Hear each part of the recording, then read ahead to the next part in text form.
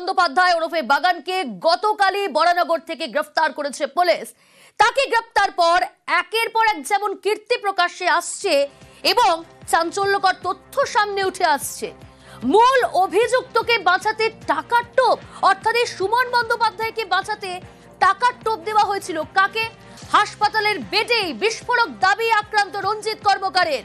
বেদিয়াপাড়ার পুড়িয়ে খুনের চেষ্টায় গ্রেফতার মূল অভিযুক্ত।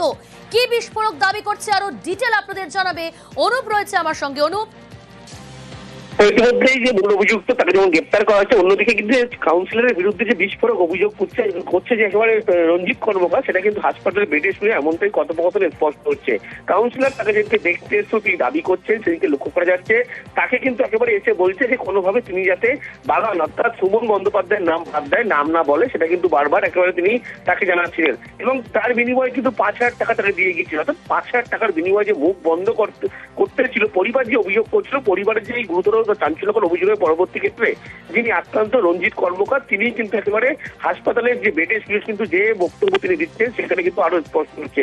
কাউন্সিলর যে ভূমিকা কিন্তু আগেই প্রশ্ন উঠছিল, প্রত্যেক ক্ষেত্রে তিনি অভিযোগ অস্বীকার করছেন। কিন্তু যে আক্রান্ত ব্যক্তি রঞ্জিত কর্মকার, যার সঙ্গে ঘটনা ঘটেছে, এই হাসপাতালের বেডে মৃত্যুর সঙ্গে লড়ছেন, তার কাছে গিয়ে টাকার বিনিময়ে কিন্তু মুখ বন্ধ করার, নাম বাদ দেওয়ার চেষ্টা করছে, শেষ চেষ্টা বন্ধ করেছিল।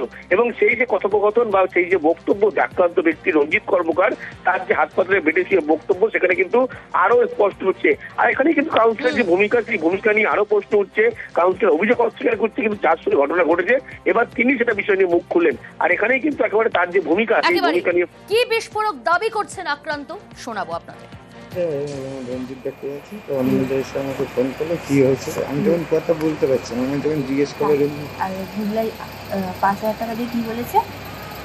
কবির নাম, এই নামটা বলবি না, বাগানের নাম বলতে বারণ করেছে। 5,000 টাকা দিয়ে। হ্যাঁ, তখন আমি বলছি দেখো উনি ওইসব না, যে যে ছিল আমি সবারই নাম বলে দেবো, চাই আমার ছেলে হোক সবাই নামই বলে দিয়েছি। তখন আগুন ধরিয়েছে খকু আর ওই বাগান আর ওই সাগর, এই তিনজনই হচ্ছে আগুন ধরেছে মেন। আর 5,000 টাকাটা দিয়েছে, বলেছে বাগানের নাম বলতে না। না, তখন আমি বলছি তুমি এরকম কথা বলছো কেন? তখন ওরা তাড়াতাড়ি করে চলে গেছে। আর ভেতরে 8-9 জন ঢুকেছিল। না, 8-9 জন ঢুকেছিল এখানে, যেখানে একজন ঢোকার পারমিশন আছে সেখানে 8-9 জন ঢুকেছিল, তাই তো? তারপরে এরা এসে ওদের তাড়িয়েছে। আচ্ছা, তারপরে ওইদিকে বাইরে তাড়িয়েছে।